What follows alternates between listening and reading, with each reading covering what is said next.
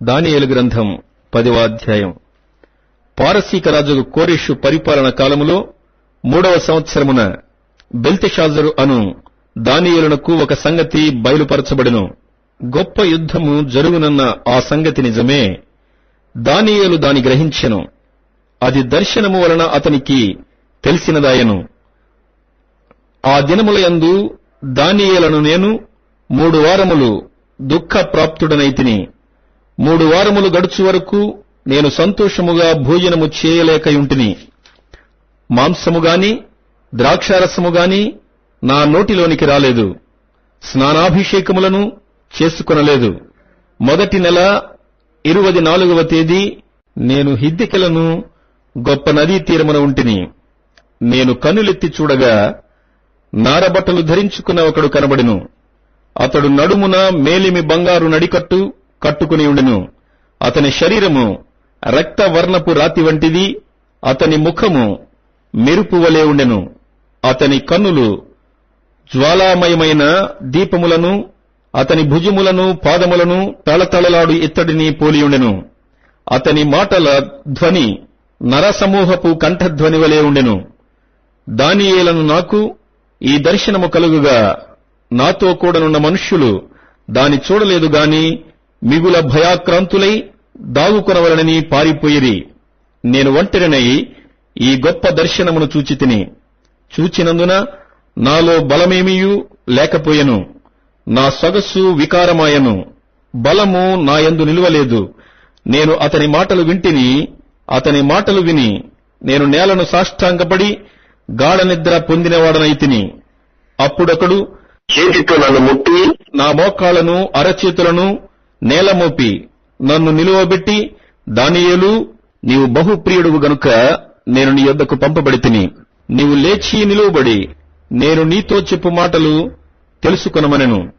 అతడి ఈ మాటలు నాతో చెప్పగా నేను వణుకుచూ నిలవబడితిని. అప్పుడతడు, దానియేలు, భయపడకుము. నీవు తెలుసుకొనవలనని నీ మనస్సును అప్పగించి దేవుని ఎదుట నిన్ను తగ్గించుకునిన ఆ మొదటి దినము మొదలుకుని నీవు చెప్పిన మాటలు వినబడినవి గనుక నీ మాటలను బట్టి నేను వచ్చి తిని. పారసీకుల రాజ్యాధిపతి 21 దినములు నన్ను ఎదిరించెను. ఇంకా పారసీకుల రాజుల సముఖమున నేను నిలుచుచుండగా ప్రధానాధిపతులలో మిఖాయేలను ఒకడు నాకు సహాయము చేయవచ్చెను. ఈ దర్శనపు సంగతి ఇంకా అనేక దినముల వరకు జరగదు. అయితే దినముల అంతమందు నీ జనమునకు సంభవింపబోవు ఈ సంగతిని నీకు తెలియజేయవచ్చితినని అతడు నాతో చెప్పెను. అతడి ఈ మాటలు నాతో చెప్పగా నేను నా ముఖము నేలకు వంచుకుని మౌనినైతిని. అప్పుడు నరస్వరూపియగు ఒకడు నా పెదవులను ముట్టగా నేను నోరు తెరచి నా ఎదుట నిలిచియున్న వానితో ఇట్లంటిని, నా ఏలినవాడా, ఈ దర్శనము వలన నాకు వేదన కలిగినందున నా బలము తొలగిపోయెను. నా ఏలిన వాని దాసుడనైన నేను నా ఏలిన వాని ఎదుట ఏలాగున మాటలాడుదును? నా బలము తొలగిపోయెను, ఊపిరి విడువలేకయున్నానని చెప్పగా అతడు మరలా నన్ను ముట్టి నన్ను బలపరిచి, నీవు బహుప్రియుడవు, భయపడకుము. నీకు శుభమవునుగాక, ధైర్యము తెచ్చుకొమ్ము. ధైర్యము తెచ్చుకొమ్మని నాతో చెప్పెను. అతడు నాతో ఇట్లనగా, నేను ధైర్యము తెచ్చుకుని నీవు నన్ను ధైర్యపరిచితివి గనుక నా ఏలిన వాడవైన నీవు ఆజ్ఞ ఇమ్మని చెప్పితిని. అతడు, నేనెందుకు నీ యొద్దకు వచ్చితినో అది నీకు తెలిసినది గదా. నేను పారసీకుడగు అధిపతితో యుద్ధము చేయుటకు మరలా పోయేదను. నేను బయలుదేరుచుండగానే గ్రేకేయుల దేశము యొక్క అధిపతి వచ్చును.